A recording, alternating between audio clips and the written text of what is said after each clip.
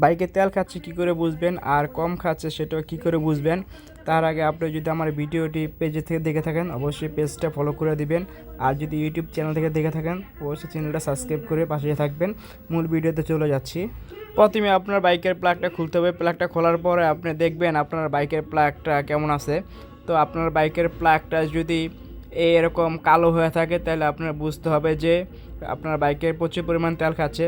এই বাইকটা প্রচুর পরিমাণ তেল খাচ্ছে, এই কারণে আপনার এই প্লাগটা এই পুরো সাইডটা কালো হয়ে রয়েছে।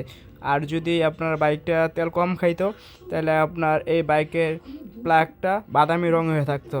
তো এই বাইকে তেল খাওয়ার কারণে এই বাইকের প্লাগটা প্রচুর পরিমাণে কালো হয়ে রয়েছে, একেবারে কালো চর পরে রয়েছে।